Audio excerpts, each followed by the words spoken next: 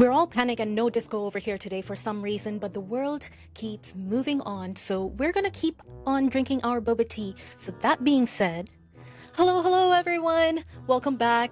It's your lovely boba tea mythology girl here.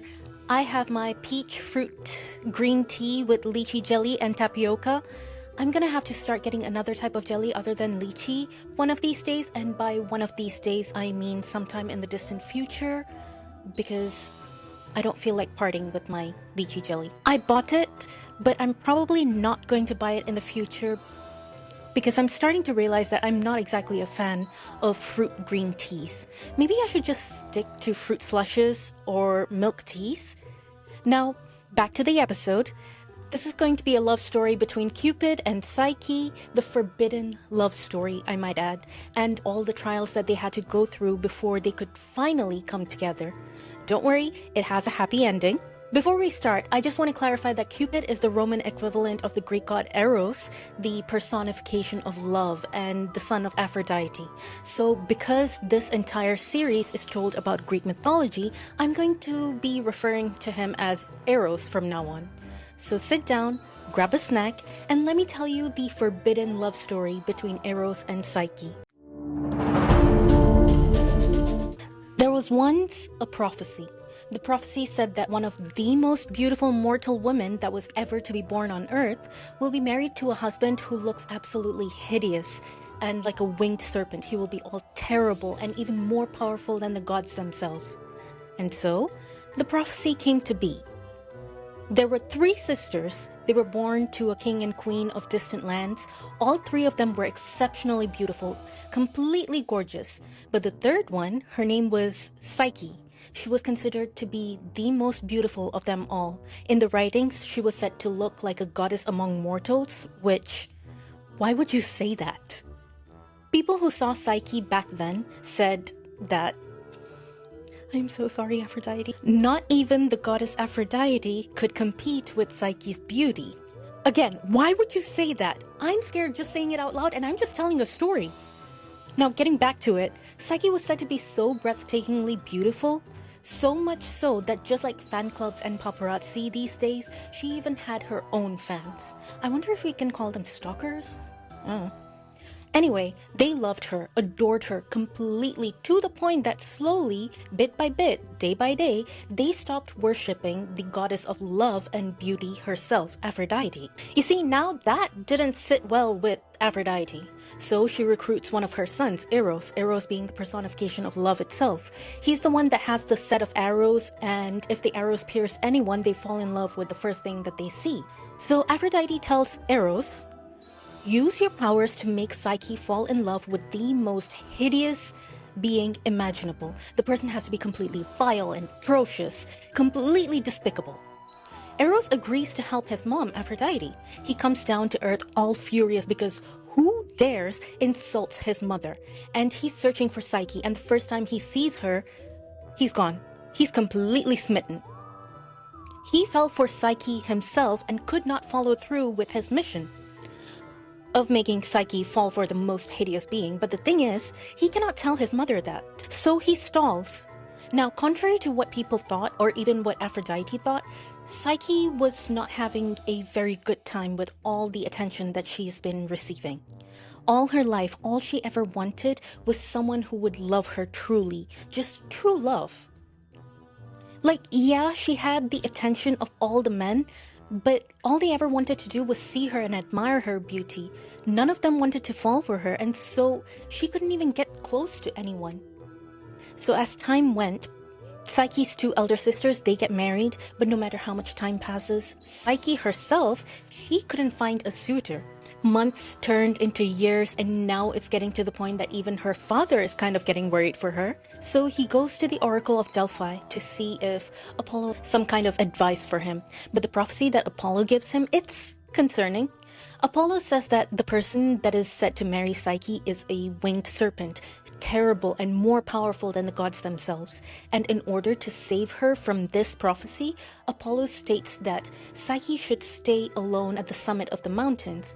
She should be dressed in all black, and her husband would take her from there. The king, Psyche's father, he was obviously completely devastated, but Psyche still goes through with Apollo's visions. She dresses herself in all black. And that night, she goes to the summit of the mountain and she stays there all alone. And she waits and cries all night, just waiting and crying, so much so that the west wind, the zephyr that is said to be one of the mildest, soothing winds, he levitates her from the rocky hill to the soft meadow just to give her some sort of comfort and make her forget her situation. The next morning, she wakes up to find that she was sleeping in front of a giant castle that was so beautiful that it looked like it belonged to a god. But there was something within her that told her that it belonged to her husband and that this house, this castle, it was meant for her. She goes into the castle and it's almost Beauty and the Beast style.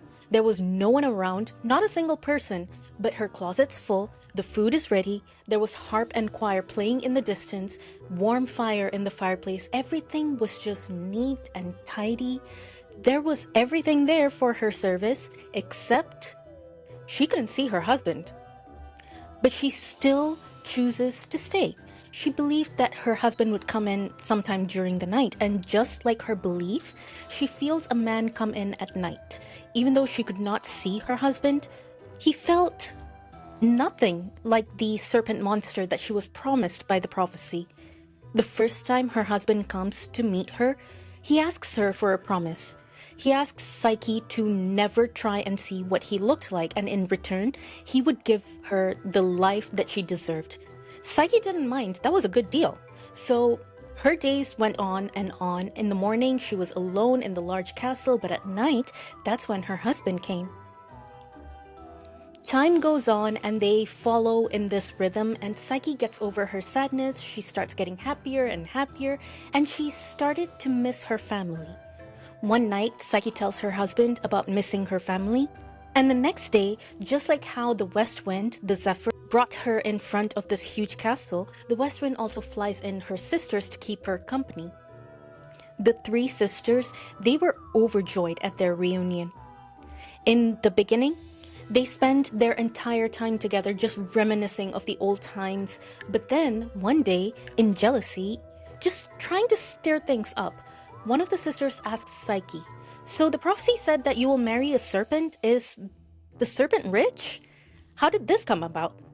Keep in mind that up until now, Psyche only met her husband in the dead of night, so she knows he exists, but she has never seen him. So now after her sister asks, Psyche had that seed of doubt planted in her mind. And that night, after her sisters leave the castle, she starts to think of what her husband looks like, and she comes up with a plan. That night, after her husband visits, and the two of them are finally in bed, Psyche makes sure that her husband is fast asleep. Once she's sure, she lights up a candle and brings it closer to her husband's face and is completely and utterly shocked because her husband does not look anything like a winged serpent like her prophecy said. Instead, he looked like one of the most beautiful men she had ever seen. I mean, it was Eros, so valid, understandable. Psyche was so captivated that she didn't notice the candle wax slowly dribbling down from the candle, and a drop of it falls on Eros's face, and the sting from the candle wax makes him just jolt awake. And when he sees that it was Psyche that woke him up because she wanted to see who he was, he felt betrayed, and in the dead of night, he leaves Psyche. And Aphrodite, she takes advantage of the situation. She tells her son Eros, "See, I told you mortals cannot be trusted. She broke the one promise that you asked of her. So just be content with the other gods and forget about falling for another mortal." Eros, he's already heartbroken, so he agrees to the separation. But Psyche, she could not bear it. She loved her husband. He treated her so well before all of this, and she couldn't let him go. She tries to talk to Aphrodite to give her another chance at love with Eros, and Aphrodite agrees, with conditions of course. She gave Psyche 4 tasks. Psyche agrees because she wanted her husband back, so she goes on to do the first task. Aphrodite gives her a huge amount of barley, millet, poppy seeds, lentils, and beans and tells Psyche to sort it all out in one night.